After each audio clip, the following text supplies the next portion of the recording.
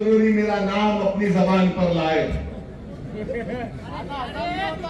हाँ, देवेंद्र फडणवीस बोले सुनो ओवैसी, देवेंद्र फडणवीस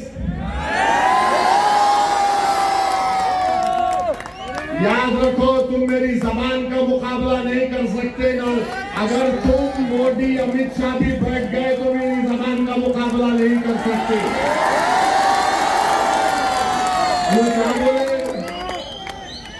वो क्या बोले ओवैसी, वो क्या बोले, ये वोट जिहाद, धर्म युद्ध। हम इलेक्शन कमीशन ऑफ इंडिया से पूछना चाहते हैं, क्या ये जबान इलेक्शन के कानून के ताबे है या उसके खिलाफ है? इलेक्शन कमीशन ऑफ इंडिया जवाब दो। ये महाराष्ट्र के चीफ इलेक्टोरल ऑफिसर से हम पूछना चाह रहे हैं, मेरा नाम लेकर जिहाद का नाम लिया जा रहा है, धर्म युद्ध का नाम लिया जा रहा है, क्या ये इलेक्शन कानून के खिलाफ नहीं है? क्या ये मॉडल कोड ऑफ कंडक्ट के खिलाफ नहीं है? ये लोकशाही है, जमहूरियत है, यहां पर धर्म युद्ध और जिहाद कहां से आ गया फडणवीस? खैर, तुमने बोला, अब तुमको खुजली होगी अब जब मैं बोलूंगा यहां से। सुनो देवेंद्र फडणवीस, तुमने कई एमएलए को खरीद लिया, चोरी कर ली, तो तुमको क्या बोला जाए? डाकू बोला जाए या चोर बोला जाए? तुमने महाराष्ट्र से एक ड्रग पार्क का प्रोजेक्ट आ रहा था 3000 करोड़ का, टाटा एयरबस का प्रोजेक्ट 22,000 करोड़ का महाराष्ट्र को आ रहा था, वेदांता फॉक्सकॉन का 1,55,000 करोड़ का प्रोजेक्ट आ रहा था, मेडिकल की इक्विपमेंट बनाने का प्रोजेक्ट आ रहा था 4,024 करोड़ का। अरे देवेंद्र फडणवीस, तेरे को इतनी हिम्मत नहीं हुई, तू रोक दिया उसको, गुजरात कहीं को जाने दिया रे? 1,80,000 करोड़ का प्रोजेक्ट महाराष्ट्र को नहीं आया, गुजरात को चले गया। क्यों? तुम तुम्हारे पप्पा जी से डर गए थे मोदी से? ये फिर आप देखो, और हम बताना चाह रहे हैं, फडणवीस ये समझते हैं क्योंकि वो फडणवीस है तो असदुद्दीन ओवैसी को दबा सकेंगे, क्योंकि वो फडणवीस है तो ये चाहते हैं कि लोग उनके पैरों के पास बैठ जाएं। वो फडणवीस है तो समझते हैं कि वो मुझे जिहाद या धर्म युद्ध के नाम से पुकारेंगे। वो फडणवीस है तो समझते हैं कि असदुद्दीन ओवैसी को नीचे गिराऊंगा। अरे देवेंद्र फडणवीस, तुम जिस चीज को लाना चाहते ना औरंगाबाद में, वो चीज कभी नहीं आएगी इंशाअल्लाह ताला। मैं लिख के रख रहा हूं, वो इसलिए नहीं आएगी फडणवीस क्योंकि बाबा साहेब अम्बेडकर ने जो संविधान बनाया उसमें फडणवीस भी बराबर है, ओवैसी भी बराबर है, कोई ऊपर कोई नीचे नहीं है। और फडणवीस, मैं तुमको चैलेंज कर रहा हूं, तुम महाराष्ट्र में किधर भी हो, तुम्हारी जबान पर दूल्हे भाई का नाम तो आ गया ना। अब तुमसे मैं कह रहा हूं फडणवीस, तुम्हारी जबान से जरांगे पाटिल का नाम निकलेगा, जरांगे पाटिल का नाम निकलेगा फडणवीस, तुम्हारी जबान लड़खड़ा जाएगी जरांगे पाटिल का नाम लेने से। बोलो, हिम्मत है तो बोलो फडणवीस, जरांगे पाटिल बोलो तुम। नहीं बोलेंगे? बोलेंगे नहीं, ओवैसी बोल सकता हूं, दूल्हे भाई है, मेरे भाईजान है, बोलूंगा। भाईजान किसको बोलते मालूम? राइटर वेन में, मगर जरांगे पाटिल का नाम नहीं लेंगे फडणवीस तुम। फडणवीस बोलो, जरांगे पाटिल नहीं बोल सकेंगे। डर नहीं लगता? कच्ची हो जा रही बोरों की। और द देवेंद्र फडणवीस, तुम बार बार जिहाद जिहाद बोलते। सुनो फडणवीस, तुम्हारा हीरो जेल में बैठकर अंग्रेजों को लव लेटर लिख रहा था। हमारे उलमाए किराम माल्टा की जेल में और जेल के मैदान में मौलाना हुसैन अहमद मदनी, मौलाना महमूद हसन अंग्रेजों के सामने झुके नहीं, सीना तान कर खड़े हो गए। सुनो फडणवीस, अल्लामा फजल खैराबादी काला पानी की जेल में थे। अल्लामा फजल खैराबादी ने अंग्रेजों से कोई सौदा नहीं किया।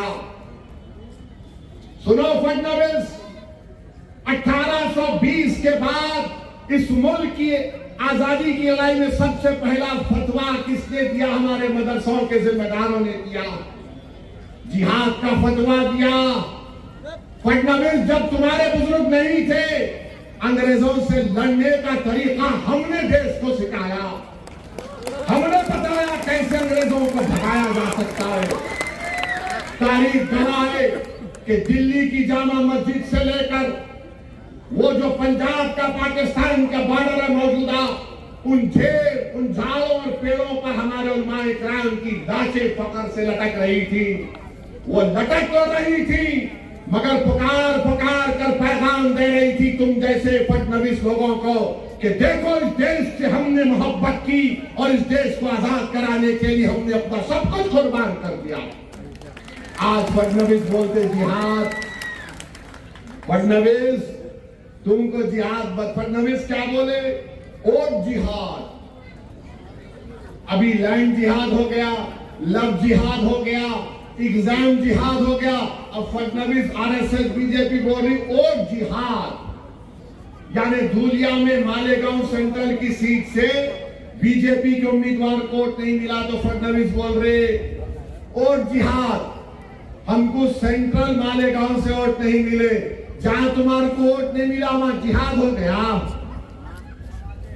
जहां तुम्हारे को हार गए वहां जिहाद हो गया। तुम गुजरात में भी एक सीट हार गए, कैसा हारे बोलो? तुम हैदराबाद में मेरे खिलाफ हार गए, कैसा हारे बोलो?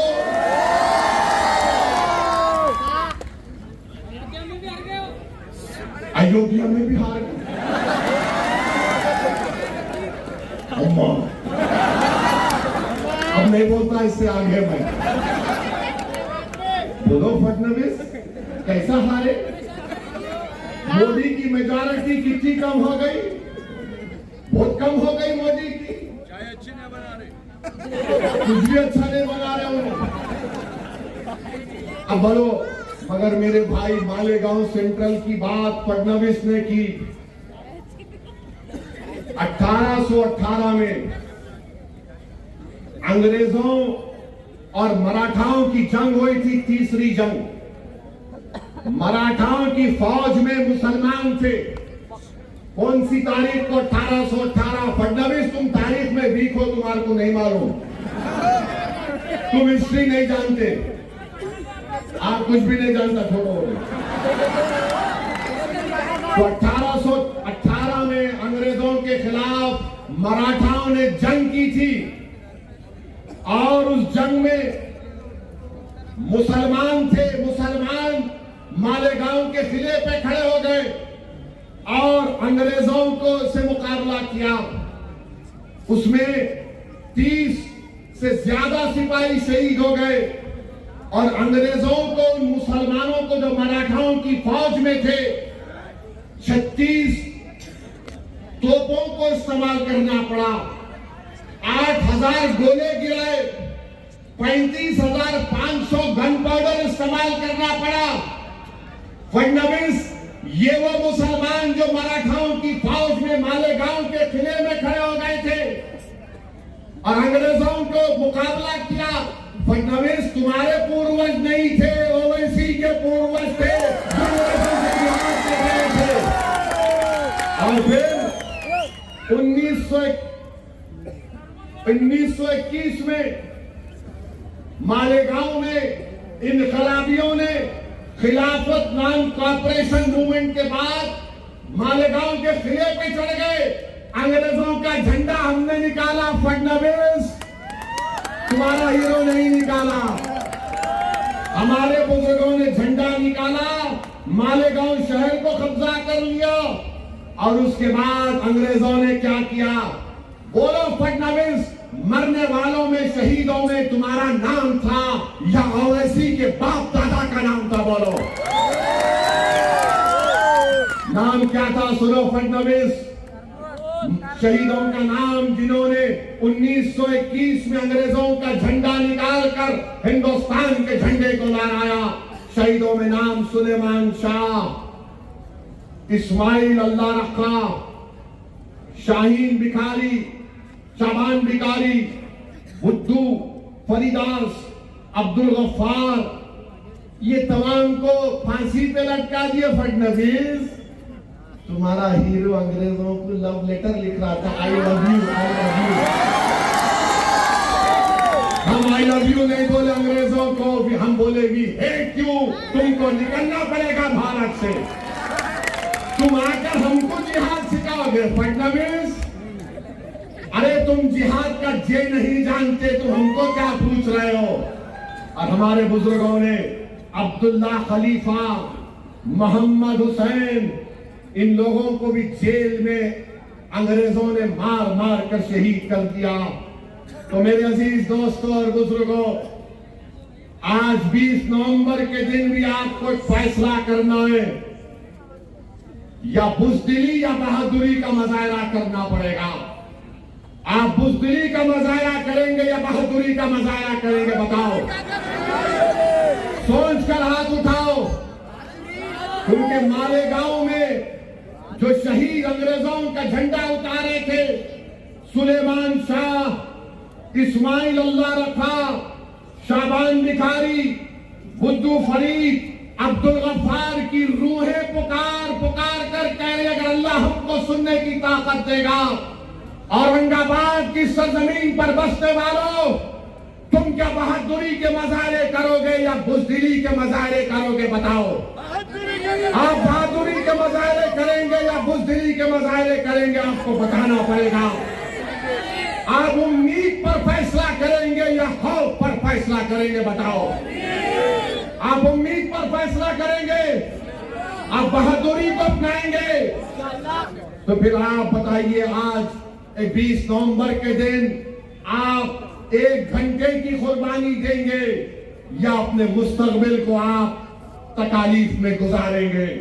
20 नवंबर के दिन आपको इंशाअल्लाह, मुझे यकीन है कि आप बहादुरी के मुजाहरे करेंगे, आप खौफ को करीब आने नहीं देंगे, आप उम्मीद के ऊपर मजलिस को वोट देंगे, आप 1 घंटे की कुर्बानी देंगे, अपने वोट को इस्तेमाल करने जाएंगे। मेरे अजीज दोस्तों और बुजुर्गों, बहुत से लोग असदुद्दीन ओवैसी के बारे में बातें करते हैं, तुम उनका हिस्सा नहीं बने, तुम इनका हिस्सा नहीं बने। अरे मेरे भाई दीवाने हैं क्या तुम लोग? जब मेरे हिस्से में अल्लाह ने औरंगाबाद के गरीबों के दिलों में मोहब्बत डाली, मैं यही हूं, मेरा हिस्सा यही है। इसीलिए किसी शायर ने कहा था, मैं इसीलिए हुजूम का हिस्सा नहीं बना, मैं इसीलिए हुजूम का हिस्सा नहीं बना। सूरज कभी नुजूम का हिस्सा नहीं बनता, सूरज तारों का हिस्सा नहीं बनता। याद रखो, याद रखो, सूरज तारों का हिस्सा नहीं बनता।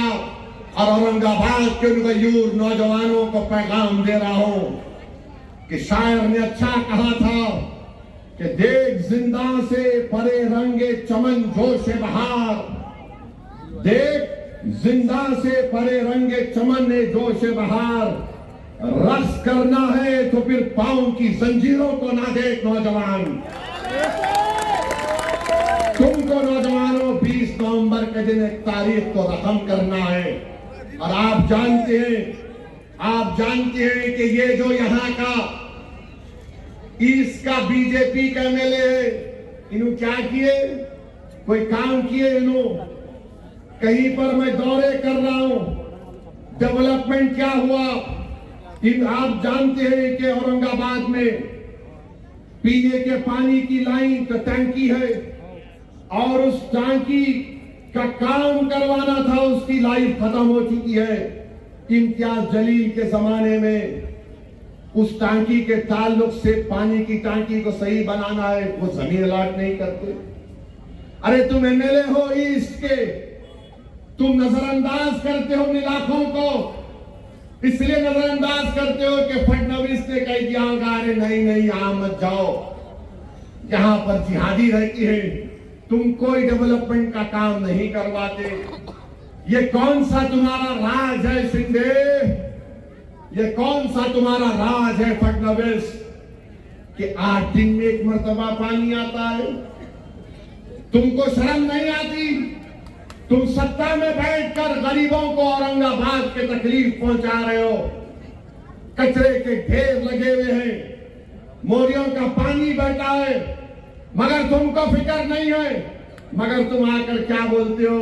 असदुद्दीन ओवैसी का नाम लेते हो, जिहाद की बात करते हो, धर्म युद्ध की बात करते हो।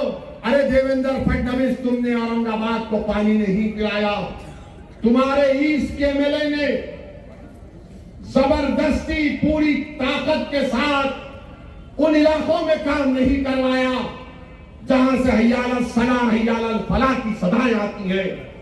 और अगर तुम्हारा ईस्ट का एमएलए समझ रहा है कि पानी नहीं लेकर आएंगे, डेवलपमेंट नहीं कराएंगे, तो सुनो फडणवीस, सेंट्रल की आवाम चाहे किसी समुदाय की हो, वो तय कर चुकी है कि अब के बार इम्तियाज को कामयाब करेंगे और ईस्ट और सेंट्रल में हम तरक्याती काम करवाएंगे।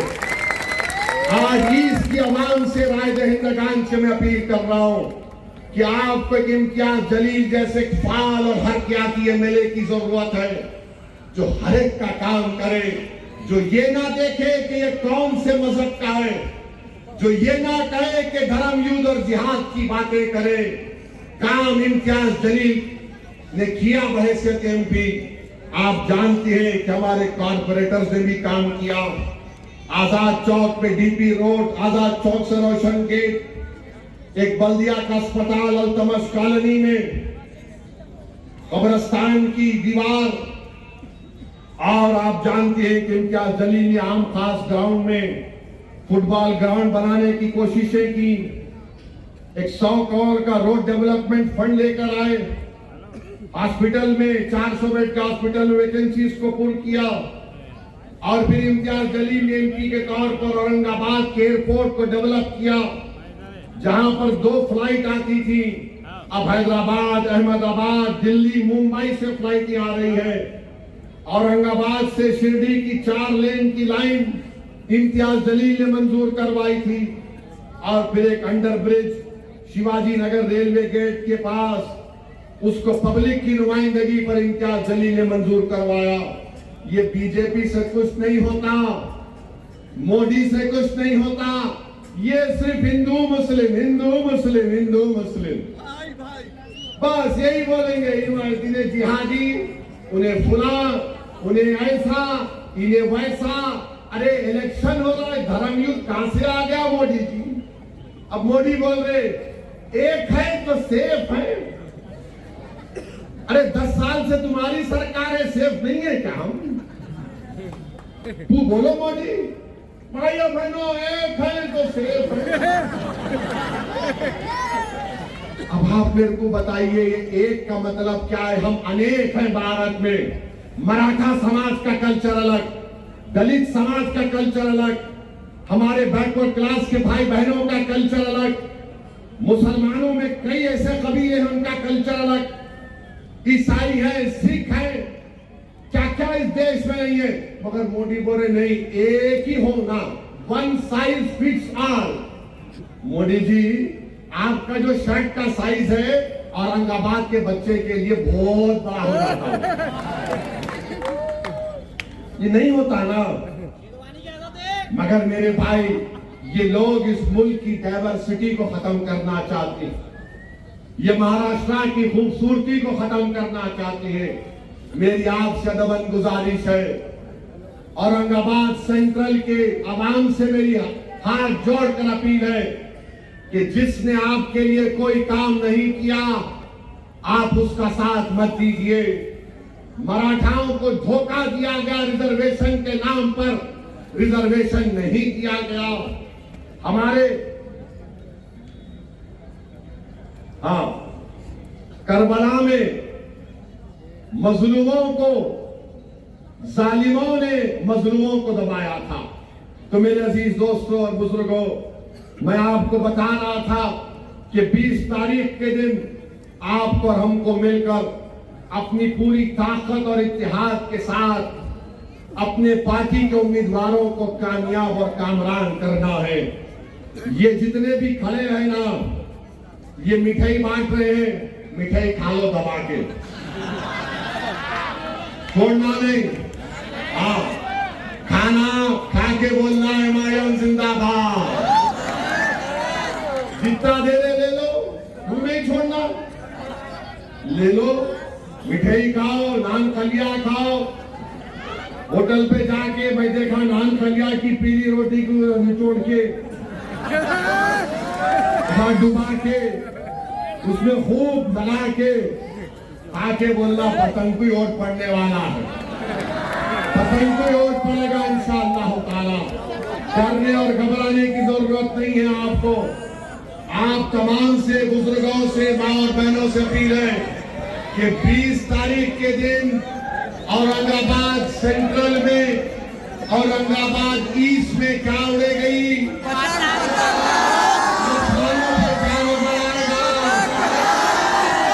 सुबह 6 बजे से क्या होगा?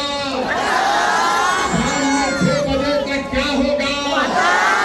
हर घर में क्या आवाज आएगी? हर दिल क्या पुकारेगा? हर सोच क्या कहेगी? हर आदमी क्या बोलेगा? हर आदमी क्या करेगा? किसका परचम लहराएगा? औरंगाबाद किसका है? औरंगाबाद पर हमारा इत्तेहाद रहेगा ना? औरंगाबाद पर हमारी बरतरी रहेगी ना?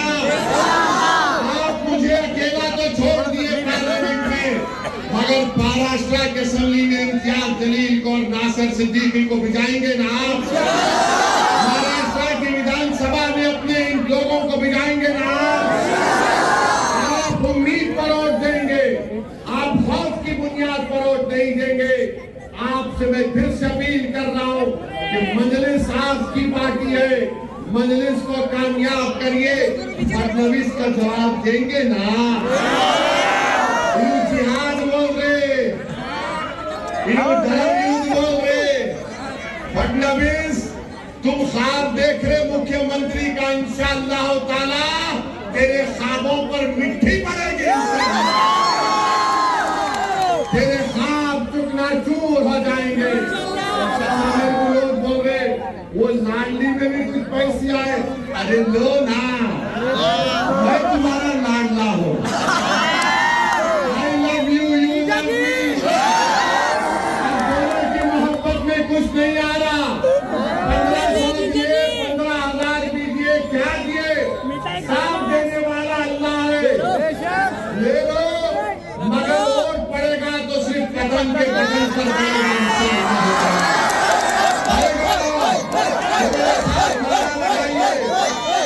मेरे साथ नारा लगाइए, हमारा इत्तेहाद जिंदाबाद, हमारा इत्तेहाद जिंदाबाद, हमारा इत्तेहाद जिंदाबाद। अब मेरे साथ और एक जिंदाबाद, बाबा साहेब अम्बेडकर जिंदाबाद, बाबा साहेब अम्बेडकर जिंदाबाद, छत्रपति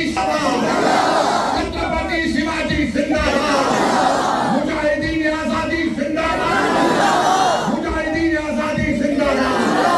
अस्सलाम वालेकुम व रहमतुल्लाहि व बरकातहू।